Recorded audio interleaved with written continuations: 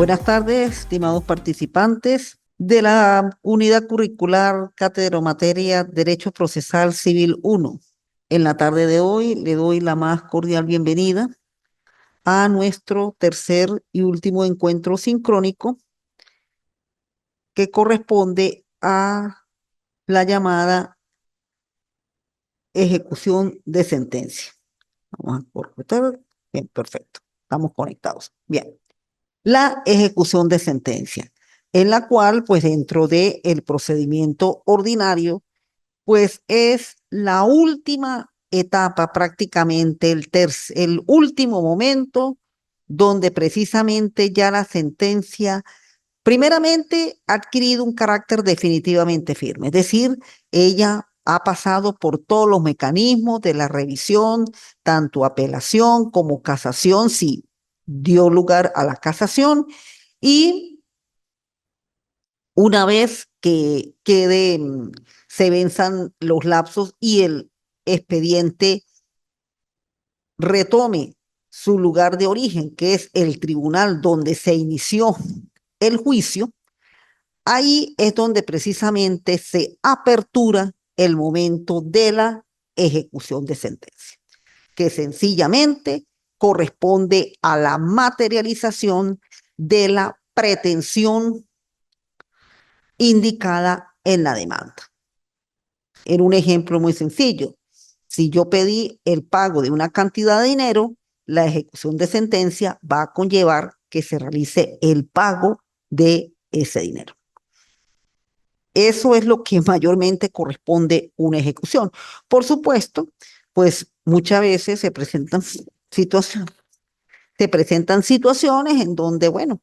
no se lleva de la manera, vamos a decir, lo más normal posible, que ya la persona entienda de que tiene que cancelar la cantidad de dinero demandada con sus intereses, con la mora, con los honorarios de abogados, con todo lo que se pide en la demanda, sino que muchas veces se va a las actuaciones precisamente de actuar sobre lo que se llama el patrimonio en ese caso, de la prenda común en ese caso, y por eso es que se aplican las medidas del embargo o se declara la prohibición de enajenar y gravar, o sencillamente se toma el bien a través del secuestro. Entonces, lo que se tocó en el encuentro anterior relacionado al poder cautelar, en la cual pues él mismo lo que persigue es garantizar el resultado del juicio. Al llegar a la ejecución de sentencia, precisamente esas medidas que se decretaron en forma preventiva, utilizando el procedimiento, el poder cautelar, pues cuando se llega a la ejecución de sentencia, va a ser precisamente sobre esas medidas donde, si no se logra el cumplimiento voluntario de lo dictaminado en la sentencia, entonces al venir al cumplimiento forzoso es cuando entran las medidas y se convertirían en medidas ejecutivas. Así es como opera el mecanismo de la ejecución de sentencia. Ella tiene su procedimiento, que es el que se encuentra a partir del artículo 523 y siguientes del Código de Procedimiento Civil. Bien, visto esta pequeña introducción, pues arrancamos con lo que es la ejecución de sentencia. Aquí traigo una pequeña definición donde sencillamente, en forma muy breve y sencilla, se especifica como la materialización del mandato jurídico por el cual se reafirma la tutela judicial efectiva y por el cual la pretensión invocada por la parte en la demanda tiene su resultado efectivo y cierto. Sencillamente, ¿qué es lo que se materializa? Lo que pedí en la demanda. Si yo en la demanda pedí el pago de una cantidad de dinero, la sentencia al ejecutarse hay que hacer el pago de esa cantidad de dinero, con todos sus anexos en la cual corresponde ese pago de dinero, además del capital, los intereses, la mora honorarios de abogados, costas procesales, es decir, ahí se pagaría todo y se hace efectivo y cierto lo que se pidió en la demanda. Eso es sencillamente lo que corresponde a la ejecución. Por lo tanto, dentro de la normativa del 523 y siguientes, pues es bien interesante saber qué tribunales donde se actúa la ejecución, en el caso del arbitramiento, en qué momento es que arranca la ejecución, cuando el juez hace el decreto de la ejecución y todavía empezando la misma, pues se va a pedir primeramente lo que es el cumplimiento de forma voluntaria, es decir, actuar de por las buenas, en la cual la norma establece un lapso para hacerlo, y en el caso de no hacerlo dentro de ese lapso, pues viene ya prácticamente el cumplimiento forzoso, que es cuando se empieza a producir el procedimiento de la ejecución. Me voy a permitir a leer estos artículos que ustedes tienen ahí enunciados en su lámina para ir explicándolos y sobre todo cómo es que funciona dentro de el procedimiento ordinario. La ejecución de la sentencia o de cualquier otro acto que tenga fuerza de tal corresponderá al tribunal que haya conocido la causa en primera instancia. Si fuera un tribunal de arbitramiento el que haya conocido en primera instancia, la ejecución corresponderá al tribunal natural que hubiera concedido un asunto de no haberse efectuado el arbitramiento. Bueno, ¿cómo es que funciona esto en la práctica? Sí, cómo no. El tribunal competente, por supuesto, en el momento de solicitar ya la ejecución, pues él es el que va a dictar el auto ordenando la ejecución. Lo que sucede es que desde hace 3 décadas atrás, todo lo relativo a las ejecuciones de la sentencia y a los procedimientos de medidas, pues se han designado tribunales especiales para el decreto tanto de medidas preventivas como de medidas ejecutivas en el caso de la ejecución. En los actuales momentos, los tribunales en la cual se traslada ese auto o esa orden de la ejecución de sentencia van a ser los tribunales de municipio de la circunscripción donde se llevó a cabo el juicio principal. Por lo menos un tribunal en primera instancia ya dicta el auto donde se ordena la ejecución de la sentencia. Él remite las actuaciones a uno de los, por lo menos en el caso de la ciudad de San Cristóbal, uno de los 5 tribunales de municipio ordinario y ejecutor de medidas de el municipio o del lugar donde se encuentran esos bienes embargados o con medidas. Entonces, es allí, precisamente en ese tribunal de municipio, donde prácticamente va a comenzar todo lo relacionado con el procedimiento de ejecución. El tribunal de primera instancia, sí, él va a dictar la orden de la ejecución, porque es a él a quien le compete, pero a raíz de esa delegación que hay y que comenzó aproximadamente unas 3 décadas hacia atrás, pues ya estos tribunales especiales, pues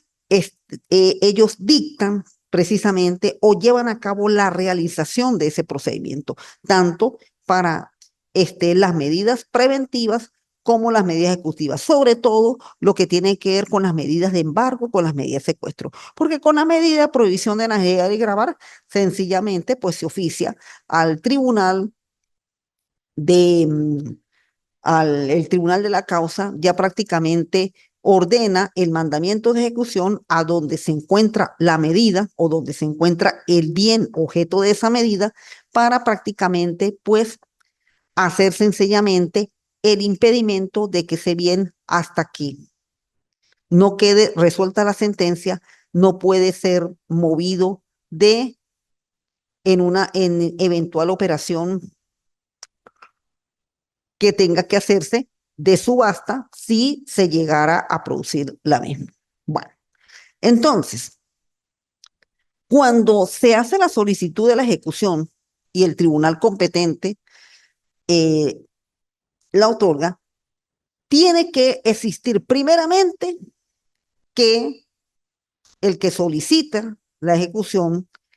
lo hace en virtud de que la sentencia está definitivamente firme y tiene el carácter de cosa juzgada. Ahí es donde precisamente la sentencia va a tener la cosa juzgada, tanto material como formal, y de esta manera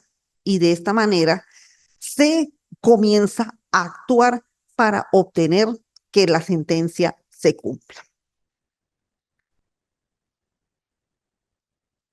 Cuando la sentencia haya quedado definitivamente firme, el tribunal, a petición de la parte interesada, pondrá un decreto ordenando su ejecución. En dicho decreto, el tribunal fijará un lapso que no será menor de 3 días ni mayor de 10 para que el deudor efectúe el cumplimiento voluntario y no podrá comenzarse la ejecución forzada hasta que haya transcurrido íntegramente dicho lapso sin que hubiese cumplido voluntariamente la sentencia. Bueno, entonces una vez que ya tenemos la sentencia firme y la parte interesada solicita la ejecución y es dictado por el juez el, la orden de la ejecución, por supuesto, sí, sí hay precisamente medida de prohibición y de generar y grabar, pues se actúa sobre la medida, pero antes de actuar sobre la medida, hay un pequeño lapso de 3 días, de 3 a 10, para que el demandado o la parte perdidosa, en este caso el demandado, porque la ejecución de la sentencia generalmente procede cuando la demanda es declarada con lugar, es decir, cuando se va a hacer efectiva la pretensión, el demandado hace, se le permite para que voluntariamente hace pago. Si voluntariamente el demandado hace pago, pues ya la sentencia está ejecutada y por lo tanto todavía no se trasladan las actuaciones a los tribunales ejecutores de medidas. Por eso es que desde el momento en que se dicta el auto, hay un lapso de 10 días, entre 3 a 10, para que se haga el cumplimiento voluntario. Ese cumplimiento voluntario todavía se hace es en el tribunal donde se inició el juicio. Aquí tenemos que estar claros. Donde se inició el juicio, se hace ese cumplimiento voluntario. De llegar el día 10º y no producirse el cumplimiento voluntario, entonces ahí es donde va a venir el llamado mandamiento de ejecución y es cuando las actuaciones se trasladan a los juzgados ejecutores y medidas para llevar a cabo todo este procedimiento de el remate del bien, la subasta y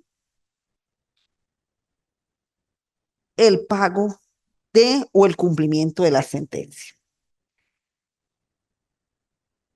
Ok. Si la condena hubiera recaído sobre cantidades líquidas de dinero, el juez mandará embargar bienes propiedad del deudor que no excederá el doble la cantidad de costas por las cuales se siga la ejecución. No estando líquida la deuda, el juez dispondrá lo conveniente para que se practique la liquidación con arreglo a lo establecido en el artículo 249. Verificada la liquidación, se procederá al embargo de que se trate este artículo. El tribunal podrá comisionar para los actos de ejecución, librándole en efecto un mandamiento de ejecución en términos generales a cualquier juez competente de cualquier lugar donde se encuentren los bienes del deudor. Bueno, entonces precisamente es a partir de no haberse hecho el cumplimiento voluntario, es decir, la persona no pagó de por las buenas, de que se libra el mandamiento para que se embargue los bienes y ahí, si ya había un embargo preventivo, ese embargo preventivo se va a convertir en ejecutivo. Si no había el embargo ejecutivo, preventivo, pues se ordena el embargo y ya ese embargo se va a convertir en un embargo ejecutivo. Entonces, en ese momento, ahí sí es cuando ese mandamiento de ejecución va con el expediente y más que todo, el cuaderno se abre lo que se llama el cuaderno de medida y es cuando va a estos tribunales ejecutores de medidas. No es desde el momento en que se ordena la ejecución, no. Todavía el tribunal de la causa tiene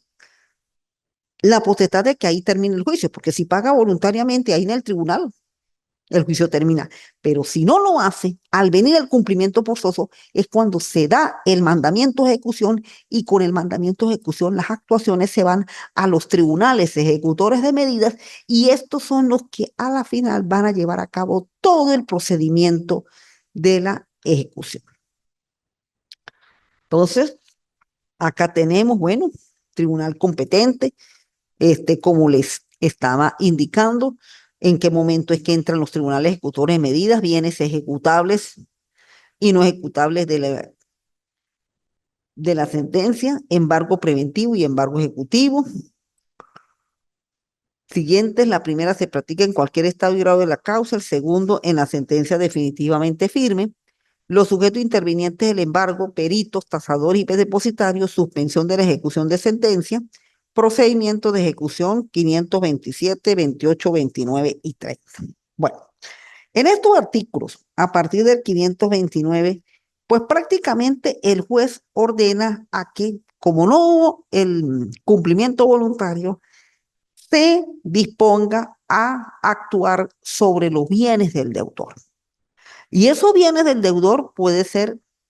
de acuerdo a qué tipo de bien es. Si es bien mueble, pues se actuará a través de un embargo. Si es bien inmueble, se actuará acerca sobre una prohibición de enajenar y gravar, porque ahí ese bien no lo puede mover.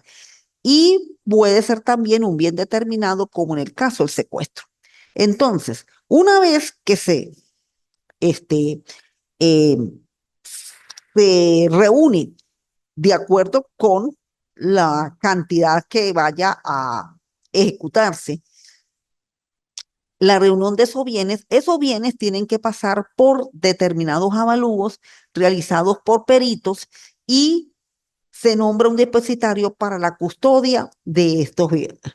Estos bienes, como lo señalan luego las normas de el artículo 528 que indica cómo debe ser los relativos a los embargos de los bienes, cuáles son los bienes que se atacan, lo relativo con las obligaciones, el tipo de obligaciones, si es de dar, si es hacer, si es de no hacer, y lo relativo a este, mm, las acciones también donde se declaran derechos, en el caso de demandas de acciones declarativas. Un caso típico, pues son las demandas de prescripción, en la cual cuando son declaradas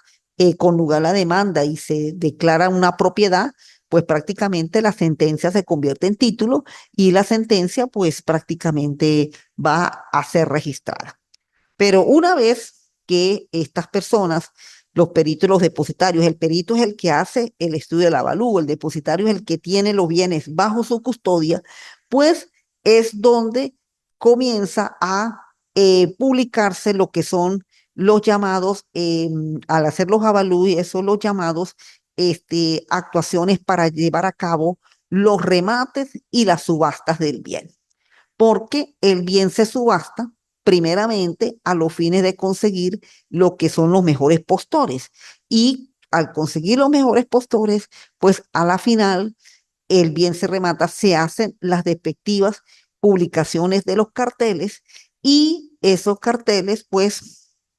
es para informar que determinados bienes pues van a ser subastados y rematados a los fines de cumplir con esa sentencia en la cual debe ser ejecutada. Bien, ahí exactamente, una vez llevando a cabo las causas legales de interrupción, llevando a cabo pues precisamente al publicar ese cartel de remate, pues ahí naturalmente se pagan la obligación, los intereses, los honorarios, las costas y naturalmente pues el bien prácticamente cumple la finalidad que es sencillamente garantizar que las deudas y las obligaciones queden totalmente canceladas. Acá tenemos algo muy importante con respecto al artículo 532. Salvo lo dispuesto en el artículo 25, la ejecución una vez comenzada continuará de derecho sin interrupción, excepto hay estos casos. Primero, cumplimiento íntegramente de la sentencia pagando la obligación. Por supuesto, es que incluso comenzando el procedimiento de ejecución, si en ese momento el demandado o el deudor paga, pues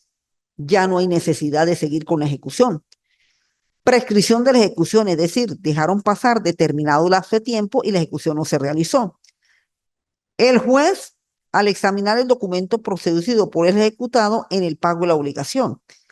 interrupción por el ejecutante, suspensión de la ejecución pueda apelarse libremente, continuación de la ejecución apelada en un solo efecto, si el ejecutante impugnare el documento puede promover el juicio de tacha, no se suspenderá la ejecución. Es decir, se pueden producir determinadas situaciones por el cual la ejecución se puede suspender. Es más, dentro del mismo procedimiento de ejecución, las partes pudieran llegar a acuerdos para el pago de o el cumplimiento de la obligación o el cumplimiento de la sentencia ocurrida en determinado tiempo. Eso se puede llegar, porque todavía el remate se puede incluso interrumpir hasta el último cartel, porque la finalidad es que la sentencia se ejecute, la finalidad es que la norma que la sentencia impera cuando fue dictado en su dispositivo se cumpla. Si durante la ejecución el deudor o el demandado paga, pues no tiene sentido continuar con la ejecución, porque mayormente, pues el demandado busca salvar ese patrimonio en la cual, pues, muchas veces esos bienes hasta son, cubren mucho más de la acreencia demandada o del monto por el cual, pues, se dictó esa sentencia. Entonces, hay situaciones por el cual, pues, la ejecución puede ser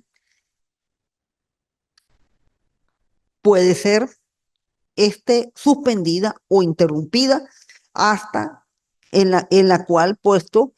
con hasta el momento en que la obligación sea cumplida. Bien, de no ocurrir estos causales, pues los respectivos peritos presentan el monto de los bienes que por lo general deben reunir el doble de la cantidad demandada. Esos bienes o ese monto, pues se lleva a cabo a unas publicaciones de carteles para la realización de los remates. Y en los remates, pues es donde específicamente ahí se va a llevar a cabo el cumplimiento de la sentencia. Bien, bien. Entonces, de esta manera, pues, estimados estudiantes, corresponde lo que es el contenido de la ejecución de la sentencia y lo que es el programa de procesal civil 2, en la cual, pues, prácticamente el procedimiento ordinario, pues, va a corresponder todos estos actos o etapas del proceso, por el cual comienza con la demanda, termina con la sentencia y a su vez esta se debe ejecutar. que sería precisamente el objetivo, el fin que persigue la tutela judicial cuando se utiliza el órgano jurisdiccional precisamente para ello. Bien, de mi parte, pues agradezco la atención y la colaboración en la cual se le ha brindado en esta materia. En realidad, pues la participación de ustedes ha sido muy buena y este es un grupito verdaderamente donde, bueno, han casi presentado la mayoría, todos, hasta ahorita las tres evaluaciones, las tres con la presente en la cual, eh, como les indico, ya esta semana, pues es la presentación de lo que es la tercera evaluación que corresponde a la sentencia y el poder cautelar, en la cual, pues, el domingo finalizaría eh, la actividad evaluativa y el presente,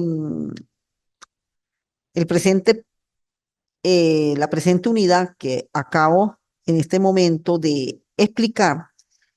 se evaluará en el periodo comprendido del 25 de noviembre a el 1 de diciembre. Por lo tanto, pues tienen suficiente tiempo para ir preparando bien su actividad evaluativa y presentar su evaluación en el tiempo indicado sin ningún inconveniente. Bueno, de mi parte, pues les agradezco la atención en la cual eh, fui recibida dentro de su proceso de enseñanza-aprendizaje y ya con Procesal 2, pues lo que quedaría con, perdón, Procesal 1 quedaría Procesal 2, en la cual pues es prácticamente el estudio de los procedimientos relativos al libro cuarto del Código de Procedimiento Civil, tanto lo relativo con la parte contenciosa como la jurisdicción voluntaria y lo que tiene que ver con el recurso extraordinario de casación. De mi parte, pues les agradezco su atención y nos veremos en